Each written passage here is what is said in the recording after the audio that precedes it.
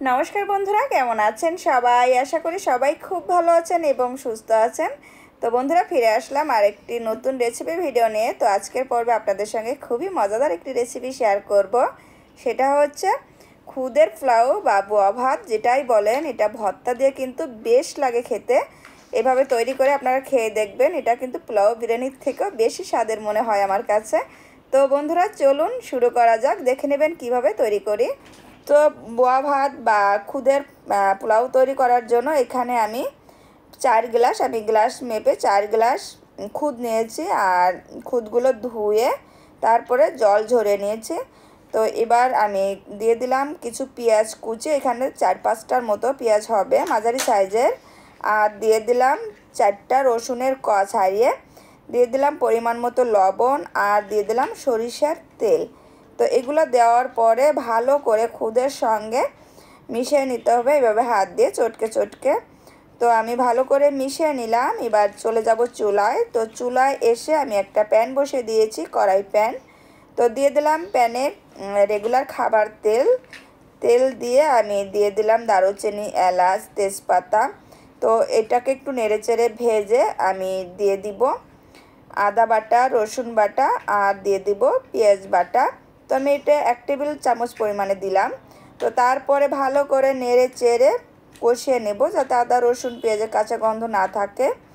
তো এভাবে নেড়ে চেড়ে একটু কষিয়ে আমি দিয়ে দিব খুদগুলো।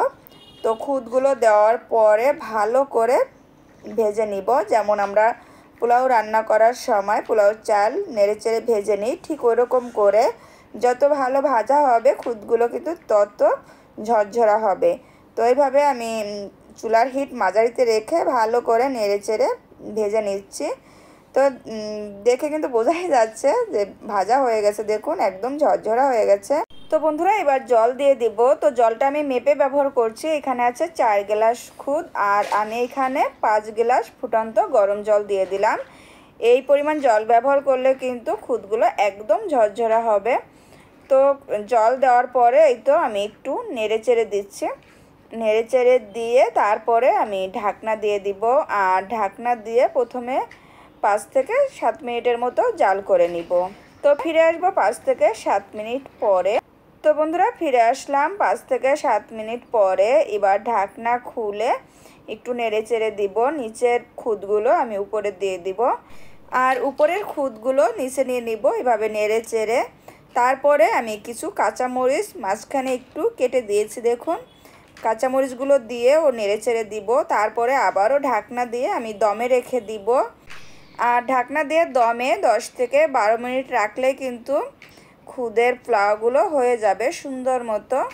তো আমি ফিরে আসবো 10 থেকে 12 মিনিট পরে। তো বন্ধুরা, এরই মাঝে আমি ফিরে আসলাম 10 থেকে 12 মিনিট পরে। দেখুন খুদের পোলাওগুলো কিন্তু রান্না হয়ে গেছে, একদম ঝরঝরা হয়েছে, কোনটার সঙ্গে কিন্তু কোনোটা লেগে যায় নাই, দেখুন। তো বন্ধুরা, এরই মাঝে তৈরি হয়ে গেল আমার খুদের পোলাও বা বোয়া ভাত যেটাই বলেন। তো কেমন লাগলো রেসিপিটি অবশ্যই কমেন্টে জানাবেন। আর আপনারা একবার হলেও তৈরি করে খাবেন। ভালো লাগলে রেসিপিটি আপনার ফ্রেন্ডদের সঙ্গে শেয়ার করতে পারেন, যাতে তারাও দেখেও শিখতে পারে। তো আর কথা না বেড়ে আমি এখানে রেখে দিব। ভালো থাকবেন সবাই। নতুন একটা রেসিপি দেখার আমন্ত্রণ রইল। সবাই ভালো থাকবেন, সুস্থ থাকবেন।